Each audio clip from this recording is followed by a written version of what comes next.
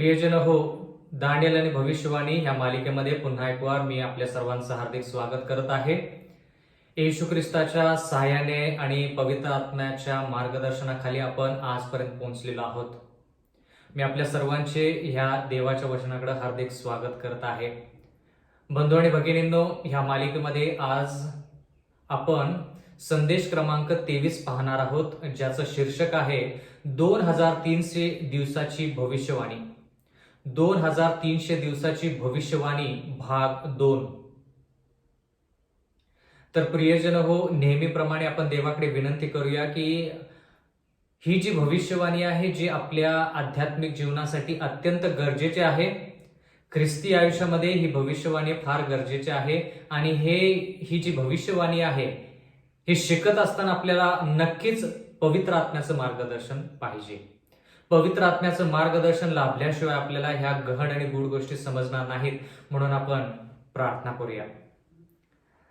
स्वर्गातील जिवंत परमेश्वर देवा, तू दयाळू आहेस, कृपाळू आहेस आणि याची प्रचिती आम्हाला तू वारंवार करून देत आहेस. तुझ्या वचनाद्वारे परमेश्वरा तू आमच्या संगती संभाषण करतोस, आमची भेट घेतोस.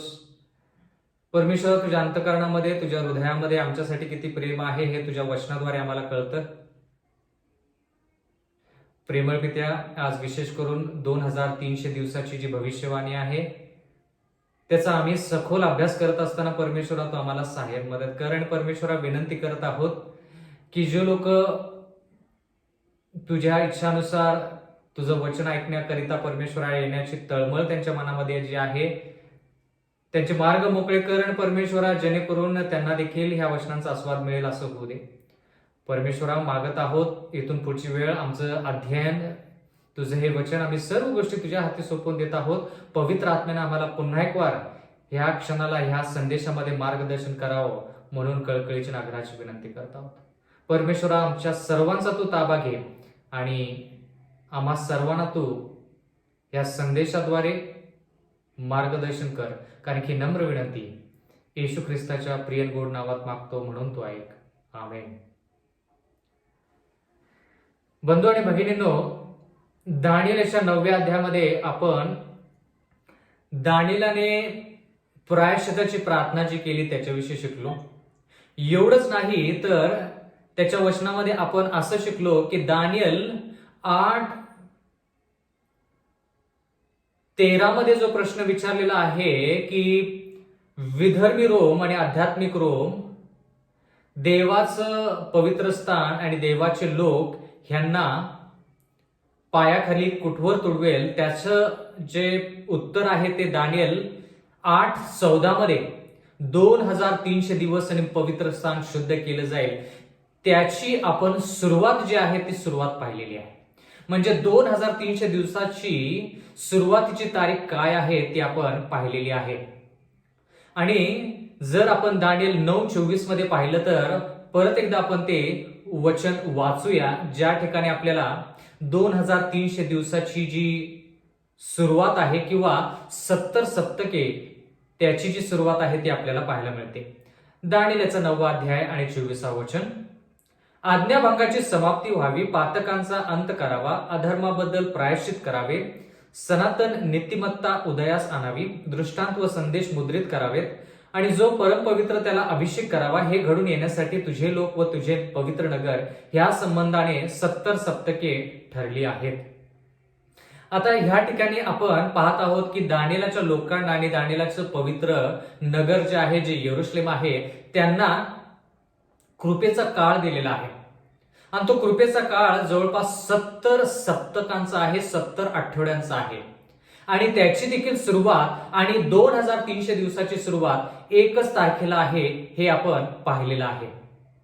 तर आता दानिएल 9:25 वाचूया. ह्या ठिकाणी लिहिलेलं आहे, हे कळून येऊ दे व समजून घे की यरुशलेमेचा जीर्णोद्धार करण्याची आज्ञा झाल्यापासून, म्हणजे यरुशलेमेचा जीर्णोद्धार करण्याची आज्ञा अर्थशहस्त राजाने केली. आणि म्हणून ती आज्ञा जी आहे ती आज्ञा 457 ख्रिस्तपूर्व मध्ये निघाली. आणि म्हणून आपण 457 ख्रिस्तपूर्व ही जी तारीख आहे, ही तारीख 2300 दिवसाची जी भविष्यवाणी आहे त्याची तारीख आपण धरत आहोत. ह्या ठिकाणी लिहिलेलं आहे दानिएल 9:25 मध्ये, हे कळून येऊ दे व समजून घे की यरुशलेमेचा जीर्णोद्धार करण्याची आज्ञा झाल्यापासून अभिषिक्त अधिपती असा जो येईपर्यंत 7 सप्तकांचा अवकाश आहे व 62 सप्तके लोटल्यावर धामधुमीचा काळ असतानाही नगर, रस्ते व खंदक यासह बांधतील. आता ह्या ठिकाणी सुरुवात 2300 दिवसाची जी आहे ती 457 ख्रिस्तपूर्व मध्ये आपण झालेली पाहतो. तर एवढंच नाही तर त्यावेळेस पासून अभिषिक्त अधिपती म्हणजे येशू ख्रिस्त अभिषिक्त असा येईपर्यंत, म्हणजे येशू ख्रिस्ताच्या जन्मानंतर त्यानं जो बाप्तिस्मा घेतला तो बाप्तिस्मा तो थोडक्यात अभिषिक्त होण्यासाठी किंवा अधिपती या नात्याने ज्यावेळेस तो बाप्तिस्मा घेतो त्यावेळेस इथं लिहिलेलं आहे अभिषिक्त अधिपती जो तो येईपर्यंत 7 सप्तकांचा अवकाश आहे व 62 सप्तके, म्हणजे 7 अधिक 62 म्हणजे एकंदर पाहिलं तर 69 सप्तके असं आहे. आणि ह्या ठिकाणी लिहिले ह्या सर्व गोष्टी लोटल्यावर धामधुमीचा काळ असतानाही नगर, रस्ते व खंदक यासह बांधतील, म्हणजे यरुशलेमेचा जीर्णोद्धार थोडक्यात. तर आता आपण 70 सप्तके याच्याविषयी शिकत आहोत आणि 2300 दिवसाची भविष्यवाणी याच्याविषयी देखील शिकत आहोत. दोघांच्या भविष्यवाणीची तारीख एकच, म्हणजे थोडक्यात बंधू आणि भगिनींनो 2300 दिवसाची जी भविष्यवाणी आहे त्याची सुरुवात आणि 70 सप्तके याची सुरुवात 457 ख्रिस्तपूर्व ही आहे. आता 70 सप्तके म्हणजे किती ते आपण थोडक्यात पाहूया. भविष्यवाणी शिकत असताना बंधू आणि भगिनींनो भविष्यवाणी शिकत असताना या ठिकाणी आपण एक सूत्र वापरतो आणि ते सूत्र काय आहे ते आपण थोडक्यात पाहूया. गणना 14:34 मध्ये जर आपण पाहिलं तर देव ह्या ठिकाणी काय सांगत आहे. भविष्यवाणी आपण शिकत असताना मोजणी कशी केली पाहिजे किंवा दिवस जे आहेत त्याची मोजणी कशी झाली पाहिजे, कारण की 2300 दिवस असा शब्द आलेला आहे. 70 सप्तके किंवा 70 आठवडे असं आपण पाहत आहोत. ह्या ठिकाणी लिहिलेलं आहे गणना 14:34, देश हेरावयाला जे 40 दिवस लागले त्यातील प्रत्येक दिवसामागे 1 वर्ष ह्या हिशोबाने 42 वर्षे तुम्ही आपला दुष्कर्माचा भार वहाल आणि माझा विरोध तुम्हाला भोवेल. ह्या ठिकाणी गणना 14:34 मध्ये लिहिलेला आहे 1 दिवसासाठी 1 वर्ष असा हिशोब ह्या ठिकाणी केलेला आहे. म्हणजे भविष्यवाणी शिकत असताना बंधू आणि भगिनींनो ह्या ठिकाणी देवाचं वचन म्हणतं गणना 14:34 मध्ये, देश हेरावायला जे 40 दिवस लागले त्यातील प्रत्येक दिवसामागे 1 वर्ष, म्हणजे प्रत्येक दिवस प्रत्येक वर्ष असा आहे, म्हणजे 1 दिवस 1 वर्षासारखं आहे. आणि हे जे सूत्र आहे हे सूत्र फक्त भविष्यवाणीसाठी लागू आहे. आणि म्हणून जर आपण विचार केला की 2300 दिवसाची भविष्यवाणी, तर 2300 दिवस म्हणजे 2300 वर्ष. एवढंच नाही तर एजेकिएलचा 4था अध्याय आणि 6वं वचन आपण वाचूया. एजेकिएलचा 4था अध्याय आणि 6वं वचन, पुन्हा ते दिवस संपल्यावर तू उजव्या कुशीवर नीस व 40 दिवस यहुदा घराण्याचा अधर्माचा भार वहा. प्रत्येक वर्षाबद्दल तुझ्या हिशोबी मी 1 दिवस धरला आहे. प्रत्येक वर्षाबद्दल मी तुझ्या हिशोबी 1 दिवस धरला आहे, म्हणजे 1 दिवस म्हणजे 1 वर्ष. असं हिशोब भविष्यवाणीमध्ये आहे. म्हणजे हे जे सूत्र आहे 1 दिवस म्हणजे 1 वर्ष, जसं आपण म्हणालो तसं फक्त भविष्यवाणीसाठी लागू आहे. जर आपण निर्मितीचा विचार केला तर त्या ठिकाणी 6 दिवसात देवाने ही सृष्टी निर्माण केली, 7व्या दिवशी विश्रांती घेतली. याचा अर्थ असा नाही की 1 दिवस म्हणजे 1 वर्ष त्या ठिकाणी. म्हणजे 6 वर्ष देवाने ही सृष्टी निर्माण करण्यासाठी घेतली आणि 7वा दिवस म्हणजे 1 वर्ष 7वा वर्षामध्ये त्यानं विश्रांती घेतली असं नाही. 6 दिवस म्हणजे बरोबर 6 दिवस, शब्दशः 6 दिवस त्याच्यामध्ये त्यानं सृष्टी निर्माण केली आणि 7व्या दिवशी त्यानं विश्रांती घेतली. पण भविष्यवाणीचा विचार करत असताना आपण प्रत्येक दिवसासाठी 1 वर्ष मोजत आहोत. 1 दिवस म्हणजे 1 वर्ष. तर 2300 दिवसाची जी भविष्यवाणी आहे ती 2300 वर्षाची भविष्यवाणी आहे असं आपण जाणून घेतलं पाहिजे. मग 70 सप्तके याच्याविषयी काय, 70 आठवडे याच्याविषयी काय? बंधू आणि भगिनींनो, 70 सप्तके म्हणजे 70 आठवडे. 70 आठवड्यामध्ये किती दिवस असतात? एका आठवड्यामध्ये जर 7 दिवस आहेत तर 70 आठवड्यामध्ये किती दिवस आहेत? तर जर आपण बेरीज केली तर आपल्याला कळेल, एका आठवड्यामध्ये जर 7 दिवस आहेत तर 70 आठवड्यामध्ये 490 दिवस आहेत. 490 दिवस आहेत. 70 आठवड्यामध्ये 490 दिवस आहेत. तर जे सूत्र आपण 2300 दिवसासाठी वापरलं ते सूत्र 490 दिवसासाठी वापरायचं आहे. म्हणजे जसं आपण 2300 दिवस म्हणजे 2300 वर्ष म्हणालो, तसंच 490 दिवस म्हणजे 490 वर्ष असं आपण म्हटलं पाहिजे. कारण की भविष्यवाणी शिकत असताना हे सूत्र जे आहे, जे गणना 14:34 मध्ये आहे आणि एझेकिएल 4:6 मध्ये आहे, ते सूत्र फार गरजेचं आहे. आता बंधू आणि भगिनींनो, आपण 70 सप्तके किंवा 70 आठवडे जे आहेत त्याचा थोडा हिशोब पाहूया. ह्या ठिकाणी देवाचं वचन म्हणतं की यरूशलेमेचा जीर्णोद्धार करण्याची आज्ञा केल्यापासून किंवा आज्ञा झाल्यापासून म्हणजे 457 ख्रिस्तपूर्व पासून अभिषिक्त अधिपती म्हणजे येशू ख्रिस्त जो आहे तो येईपर्यंत 7 सप्तके व 62 सप्तके लागणार आहेत. म्हणजे 7 अधिक 62 म्हणजे थोडक्यात 69 सप्तके म्हणजे 69 आठवडे. म्हणजे येशू ख्रिस्त ह्या भूतलावरती आला त्यावेळेस तो बालकाच्या रूपामध्ये, मानवाच्या रूपामध्ये ज्यावेळेस आला, त्यानं जन्म घेतला, त्यानंतर तो बाप्तिस्मा ज्यावेळेस घेईल त्यावेळेस खऱ्या अर्थानं तो अभिषिक्त किंवा अधिपती असा ओळखला जातो. आणि बंधू आणि भगिनींनो, आपण पाहिलेलं आहे की तो बाप्तिस्मा जो आहे तो फार गरजेचा आहे येशू ख्रिस्तासाठी. कारण की त्याच्यानंतर तो त्याची सेवा करायला सुरुवात करतो. अभिषिक्त या नात्याने, अधिपती या नात्याने तो त्याची सेवा सुरू करतो. तर ह्या ठिकाणी जर 457 ख्रिस्तपूर्व पासून आपण 69 सप्तके, आता 69 सप्तके म्हणजे किती दिवस?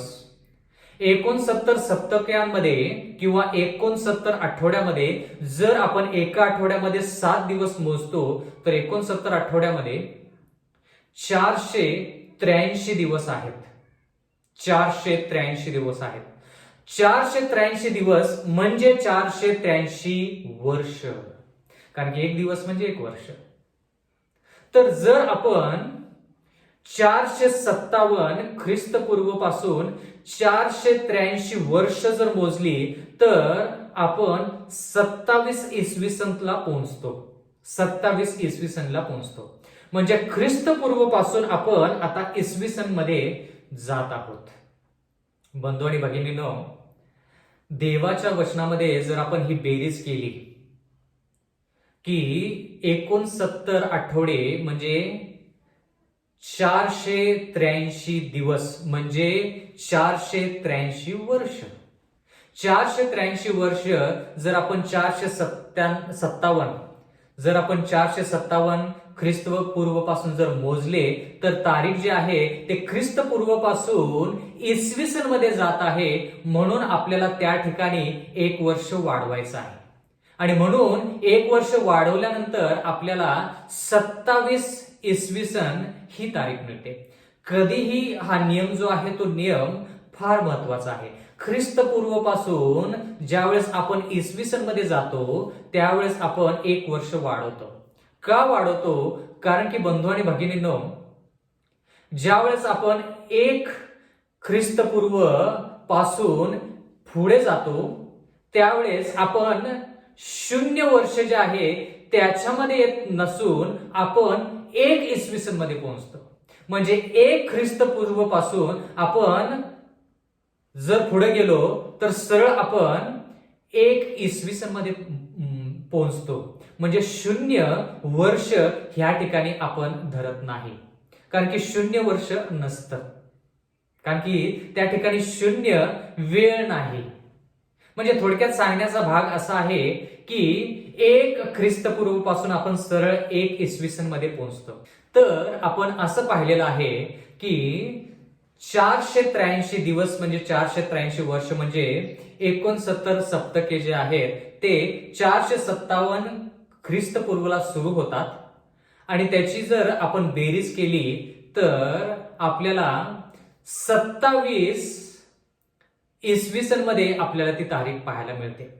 म्हणजे थोडक्यात 27 इसवी सन आपण सरळ का म्हणालो, सर्व बेरीज करून 0 वर्ष न धरता आणि ख्रिस्तपूर्व पासून इसवी सन पर्यंत जाताना 1 वर्ष वाढवून आपण 27 इसवी सन अशी तारीख धरतो. आता देवाचं वचन म्हणतं की 69 आठवड्यांविषयी आपल्याला हिशोब कळाला, पण ह्या ठिकाणी 70 सप्तकांविषयी लिहिलेलं आहे, 70 आठवड्यांविषयी लिहिलेलं आहे. म्हणजे 490 दिवस जे आहेत ते 490 वर्ष आहेत. पण ते 490 वर्ष जे आहेत त्याच्यामधले आपण 483 वर्ष जे आहेत त्याच्याविषयी आत्ताच आपण पाहिलं की 483 वर्ष ज्यावेळेस पूर्ण होतील त्यावेळेस येशू ख्रिस्त यार्दन नदीवरती योहान बाप्तिस्मा जो आहे तो योहान बाप्तिस्म्याच्या द्वारे बाप्तिस्मा करून घेणार आहे किंवा बाप्तिस्मा स्वीकारणार आहे असं आपण पाहिलेलं आहे. एवढंच नाही तर आता जर आपण 70 आठवड्यांचा विचार केला तर एक आठवडा जो 70वा आठवडा आहे तो राहिलेला आहे, त्याच्याविषयी आपण आता थोडक्यात शिकूया. तर ह्या ठिकाणी बंधू आणि भगिनींनो मला एकदा परत तुम्हाला हे सांगायचं आहे की ख्रिस्तपूर्व पासून ज्यावेळेस आपण ख्रिस्तपूर्व मध्ये बेरीज करतो त्या ठिकाणी 1 वर्ष आपण वाढवत नाही. जसं की बाबेलची जी कारकीर्द आहे ती आपण पाहिली 605 ख्रिस्तपूर्व ते 539 ख्रिस्तपूर्व, त्या ठिकाणी 1 वर्ष वाढवलं नाही आपण, जी आहे ती बेरीज. मग मेदी पारशीचं राष्ट्र आलं ज्याची कारकीर्द आहे 539 ख्रिस्तपूर्व ते 331 ख्रिस्तपूर्व, हेही आपण पाहिलं. एवढंच नाही तर मेदी पारशीचं राज्य गेल्यानंतर ग्रीसचं राज्य आलं, त्याची कारकीर्द 331 ख्रिस्तपूर्व ते 168 ख्रिस्तपूर्व. म्हणजे ख्रिस्तपूर्व ते ख्रिस्तपूर्व आपण बेरीज जी आहे त्याच्यामध्ये 1 वर्ष वाढवत नाही. मग त्याच्यानंतर रोमचं राज्य आलं, रोमच्या राज्यामध्ये पहिला भाग जो आहे तो विदर्भी रोम आहे, ज्याची कारकीर्द 168 ख्रिस्तपूर्व ते 476 इसवी सन मध्ये आहे. म्हणजे ज्यावेळेस आपण ख्रिस्तपूर्व पासून इसवी सनला जातो त्यावेळेस 1 वर्ष वाढवून आपण ती बेरीज करत आहोत. म्हणून आपण वाढवून ज्यावेळेस बेरीज केली त्यावेळेस आपल्याला 476 इसवी सन ही तारीख मिळाली. पण आता जरा रोमचा दुसरा भाग जो आहे, जो आध्यात्मिक रोम आहे, त्याच्याविषयी आपण थोडं विचार करूया. 538 इसवी सन पासून जर आपण 1260 वर्ष जर मोजली तर 1798 इसवी सन पर्यंत आपण पोहोचतो. म्हणजे त्या ठिकाणी 1 वर्ष आपण वाढवलं नाही. म्हणजे ख्रिस्तपूर्व पासून ख्रिस्तपूर्व पर्यंत आपण ज्यावेळेस बेरीज करतो त्या ठिकाणी 1 वर्ष वाढवायची गरज नाही. किंवा इसवी सन पासून इसवी सन मध्येच जर आपण कारकीर्द पाहत आहोत किंवा जर बेरीज करत आहोत तर त्या ठिकाणी 1 वर्ष वाढवायची पण गरज नाही. पण जर आपण ख्रिस्तपूर्व पासून इसवी सन मध्ये जात असेल तर आपण त्या ठिकाणी 1 वर्ष वाढवतो, जसं की आपण विदर्भी रोमच्या काळामध्ये केलं आणि आपल्याला 168 ख्रिस्तपूर्व त्याची सुरुवात आणि शेवट जो आहे तो 476 इसवी सन असा मिळालेला आहे. बंधू आणि भगिनींनो, महत्वाच्या गोष्टी आहेत. आणि ह्या गोष्टी समजण्यासाठी थोड्या जरी कठीण वाटल्या तर माझी अशी आशा आहे की आपण जर ह्याच्यावरती विचार विनिमय केला तर आपल्याला ह्या सर्व गोष्टी व्यवस्थित समजतील. तर आपण असं पाहत आहोत की 70 आठवडे ह्याची जी भविष्यवाणी आहे त्याच्यामध्ये आपण 69 आठवडे पाहिलेले आहेत. 69 आठवडे पूर्ण झाल्यानंतर म्हणजे यरुशलेमेचा जीर्णोद्धार करण्याची आज्ञा निघाल्यापासून 69 आठवडे जर आपण मोजले म्हणजे 483 दिवस म्हणजे 483 वर्ष जर मोजले तर आपण 27 इसवी सनला येतो. म्हणजे एक दिवस वाढवून एक वर्ष वाढवून आपण 27 इसवी सन पर्यंत पोहोचतो. कारण की आपण ख्रिस्तपूर्व मध्ये सुरुवात केली आणि त्याची बेरीज कुठपर्यंत पोहोचती, इसवी सन मध्ये पोहोचती. म्हणून एक वर्ष वाढवायचं आणि आपल्याला ती तारीख जी मिळते ती 27 इसवी सन अशी आहे. 27 इसवी सनला येशू ख्रिस्ताचा बाप्तिस्मा झाला. आता राहिला एक आठवडा. जर आपण दानिएलचा 9वा अध्याय आणि 26वा वचन वाचलं तर ह्या ठिकाणी काय लिहिलेलं आहे? दानिएल 9:26. 62 सप्तके संपल्यावर अभिषिक्ताचा वध होईल. म्हणजे 62 सप्तके जे आहेत ते संपल्यानंतर म्हणजे 63वा सप्तक असेल, 64, 65, 66, 69, 70 कोणतंही म्हणजे 62 सप्तके संपल्यानंतर कधीही येशू ख्रिस्ताचा या ठिकाणी वध होईल असं देवाचं वचन म्हणतं. अधिपतीचा वध, जो अभिषिक्त आहे त्याचा वध. राहिला एक आठवडा म्हणजे 7 दिवस. 7 दिवस म्हणजे 7 वर्ष. 7 दिवस म्हणजे 7 वर्ष. मग आता जर आपण विचार करूया, कल्पना करूया की 27 इसवी सनला येशू ख्रिस्ताने बाप्तिस्मा घेतला. त्याच्यानंतर देवाचं वचन आपण असं पाहत आहोत की 62 सप्तके संपल्यानंतर असं इथं लिहिलेलं नाही की 62व्या सप्तकामध्ये त्याचा वध केला जाईल. नाही लिहिलं. 62 सप्तके संपल्यानंतर त्याचा वध होईल. मग 62 सप्तके म्हटल्यानंतर किंवा संपल्यानंतर म्हणजे कधी? मग 63 असेल, 64 असेल, 65वा सप्तक असेल, 66, 67, 68, 69 मध्ये आपण पाहिलं की त्यानं बाप्तिस्मा घेतला. मग त्याच्यानंतरच ती तारीख आली पाहिजे. म्हणजे 69 आठवडे संपल्यानंतरच येशू ख्रिस्ताचा वध झाला पाहिजे.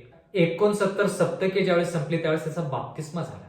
म्हणजे त्याचा वध जो झाला तो बाप्तिस्म्याच्या नंतर झाला. म्हणजे 69 सप्तकाच्या नंतरच त्याचा वध झाला पाहिजे. आणि बरोबर दानिएल 9:26 मध्ये लिहिलेलं आहे की 62 सप्तके संपल्यानंतर, लोटल्यानंतर. पण असं आपण म्हणू शकत नाही या ठिकाणी की 62व्या सप्तकामध्ये त्याचा वध झाला. कारण की का? 69 सप्तकामध्ये त्याचा बाप्तिस्मा झाला. तर बाप्तिस्म्यानंतर त्याचा वध झाला हे आपल्याला माहित आहे. तर आता ह्या ठिकाणी लिहिलेलं आहे दानिएल 9:26 मध्ये 62 सप्तके संपल्यावर अभिषिक्ताचा वध होईल व त्याला काही उरणार नाही आणि जो अधिपती येईल त्याचे लोक नगर व पवित्र स्थान उद्ध्वस्त करतील. त्याचा अंत पुराणे होईल. युद्ध अंतापर्यंत चालेल. सर्व काही उजाड होण्याचे ठरले आहे. आता ह्या ठिकाणी भविष्यवाणी आपण शिकत आहोत आणि या भविष्यवाणीमध्ये महत्वाचे मुद्दे आपण शिकत आहोत. देवाचं वचन म्हणतं की अभिषिक्ताचा वध जो आहे तो 62 सप्तकांच्या नंतर कधीही होईल. कधीही नंतर, त्याच्यानंतर होईल. पण ती तारीख आपण शोधून काढली पाहिजे. तर ह्या ठिकाणी असं लिहिलेलं आहे, तो पुष्कळ लोकांबरोबर एक सप्तकाचा पक्का करार करेल. म्हणजे 27 इसवी सन पासून एक आठवडा जो उरलेला आहे, 17वा आठवडा जो उरलेला आहे त्याच्याविषयी आपण थोडं शिकूया. आता 17वा आठवडा म्हणजे तो एक आठवडा जो राहिलेला आहे त्याच्यामध्ये 7 दिवस आहेत आणि 7 दिवस म्हणजे 7 वर्ष. तर 27 इसवी सन पासून आपण 7 वर्षामध्ये काय झालं ते आपण पाहूया. या ठिकाणी लिहिलेलं आहे, तो पुष्कळ लोकांबरोबर एक सप्तकाचा पक्का करार करेल. अर्धा सप्तकापर्यंत तो यज्ञ व अन्नबली बंद करेल. अर्धा सप्तकापर्यंत म्हणजे अर्धा सप्तक म्हणजे अर्धा आठवडा. आता एक आठवड्यामध्ये जर 7 दिवस आहेत तर अर्ध्या आठवड्यामध्ये 3.5 दिवस आहेत.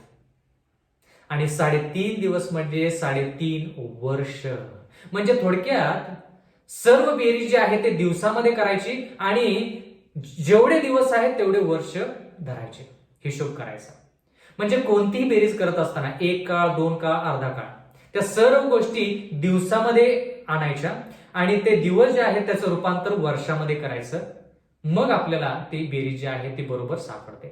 तर ह्या ठिकाणी एक आठवडा जो 17वा आठवडा आहे म्हणजे 27 इसवी सन पासून येशू ख्रिस्ताने दानिएल 9:27 प्रमाणे पुष्कळ लोकांसाठी पक्का करार केला.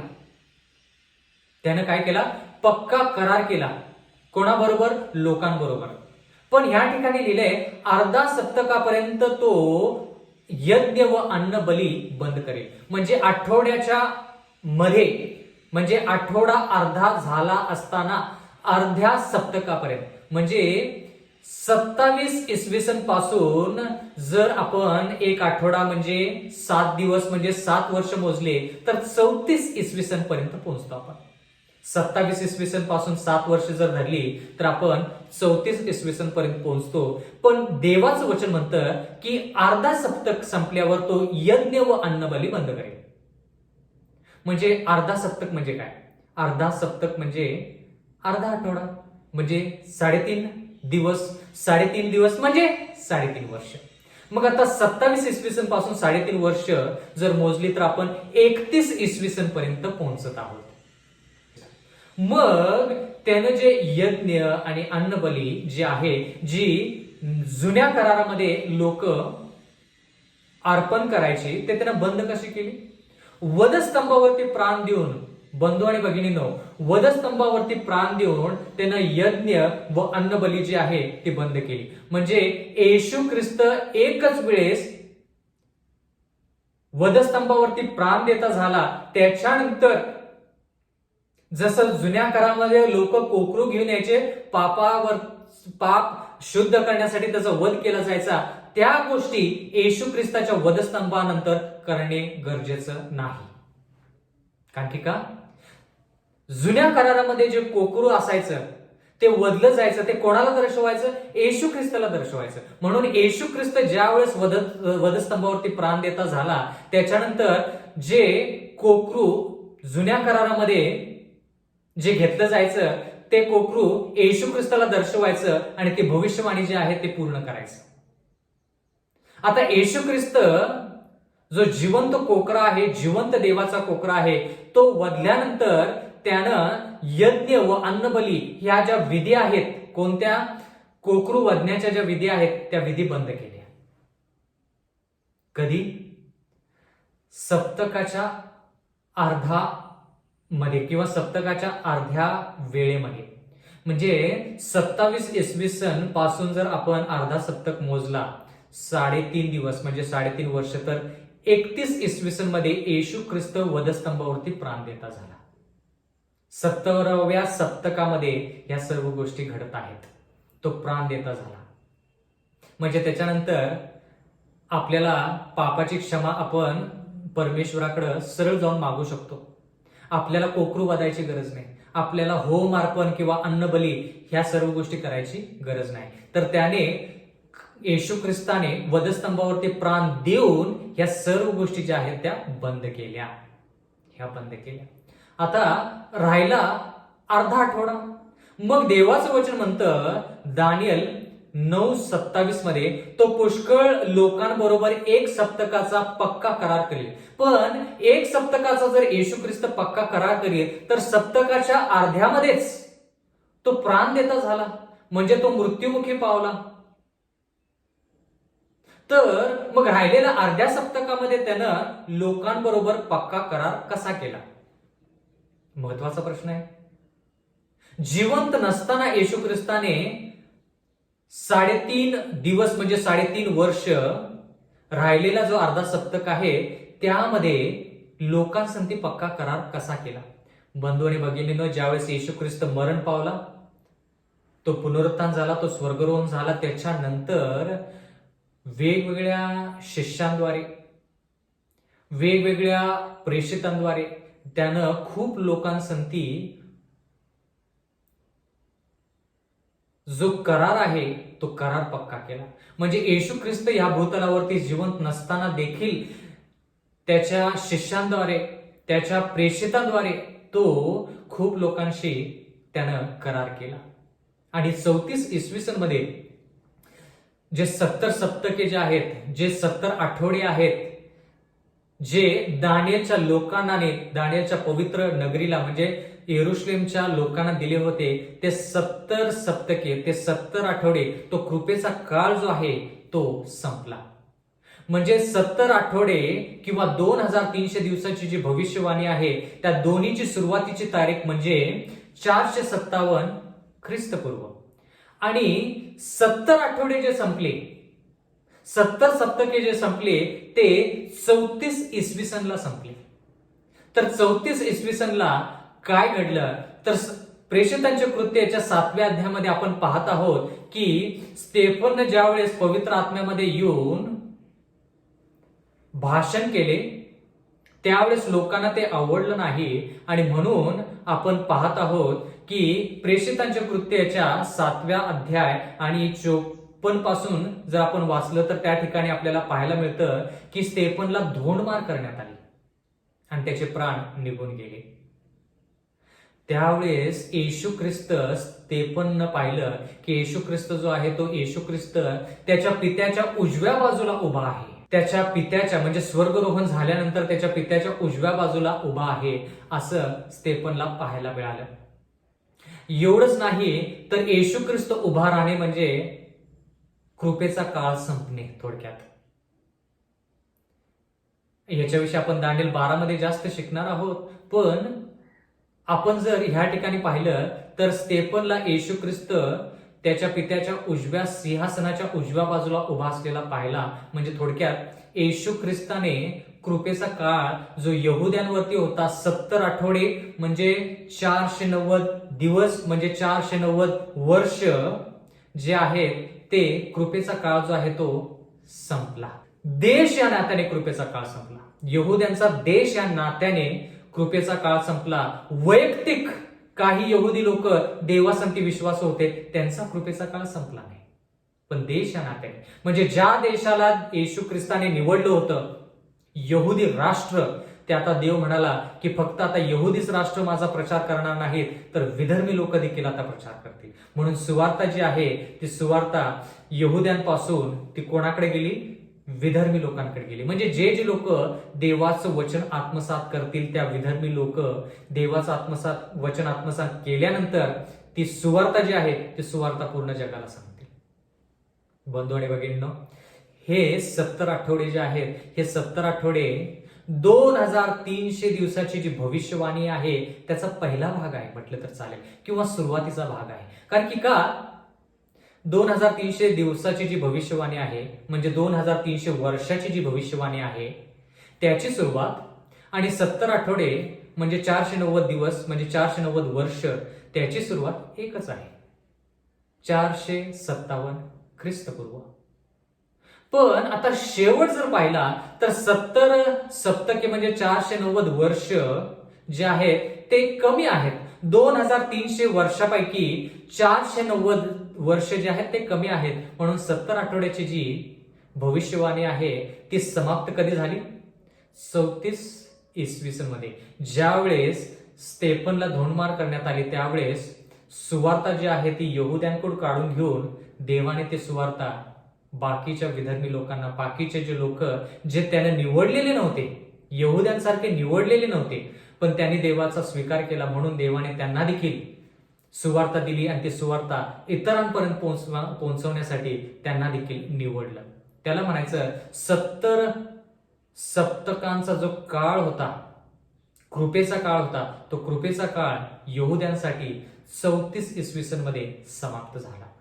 एवढंच नाही, दानिएल 9:27 मध्ये पुढे लिहिलेलं आहे, उद्ध्वस्त करणारा अमंगलांच्या पंखावर आरूढ होऊन येईल व ठरलेल्या समाप्तीपर्यंत उद्ध्वस्त करणाऱ्यावर कोपाचा वर्षाव करेल.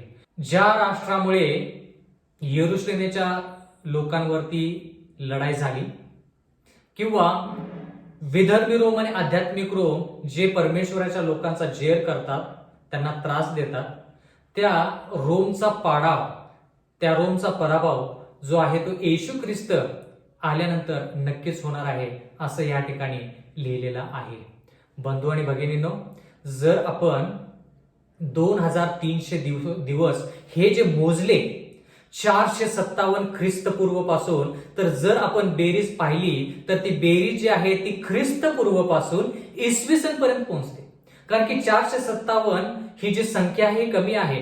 2300 दिवस किंवा 2300 वर्ष जे आहे ही संख्या मोठी आहे. तर आपल्याला 1844 22 ऑक्टोबर 1844 इसवी सन ही तारीख आपल्याला पाहायला मिळते. म्हणजे बंधू आणि भगिनींनो, 2300 दिवस म्हणजे 2300 वर्ष याची जी भविष्यवाणी आहे ही भविष्यवाणी 457 ख्रिस्तपूर्वला सुरू होते आणि समाप्त होते कुठे?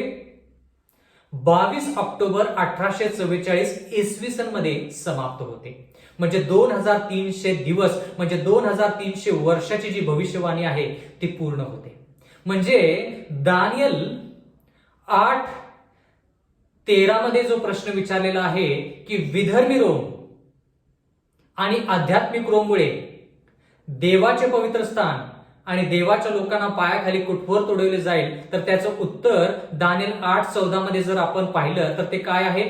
2300 दिवस मग पवित्र स्थान शुद्ध होईल. म्हणजे 2300 दिवस जर मोजले 457 ख्रिस्तपूर्व पासून आपण 22 ऑक्टोबर 1844 इसवी सन मध्ये पोहोचतो. त्यामध्ये आपण असं पाहतो, त्या वर्षामध्ये आपण असं पाहतो की पवित्र स्थान जे आहे त्याचं शुद्धीकरण व्हायला सुरुवात झाली. म्हणजे थोडक्यात न्यायनिवाडा सुरू झाला.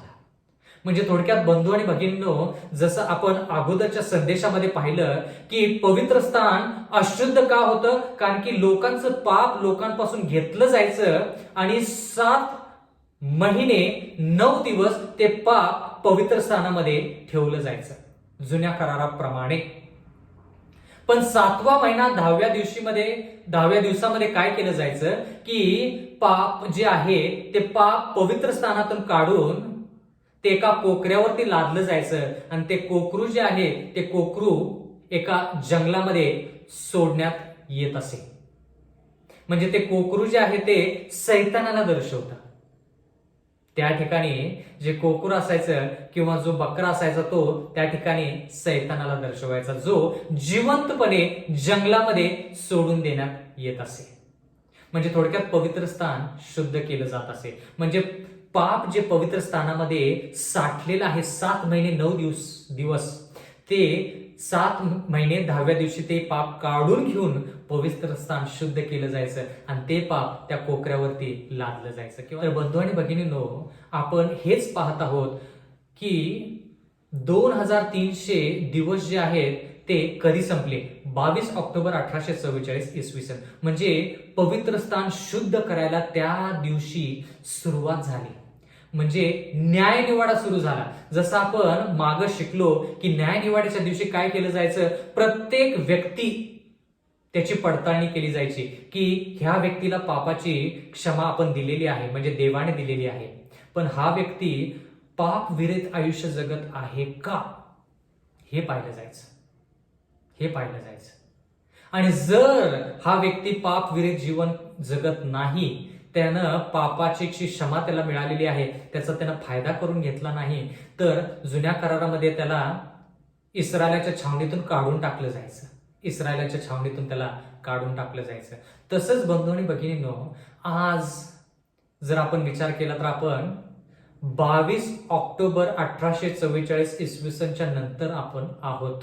म्हणजे न्यायनिवाडा सुरू झालेला आहे आणि कोण व्यक्ती पापाची क्षमा मागून, माफी मागून, प्रायश्चित करून पवित्र आयुष्य जगत आहे याची पडताळणी चाललेली आहे.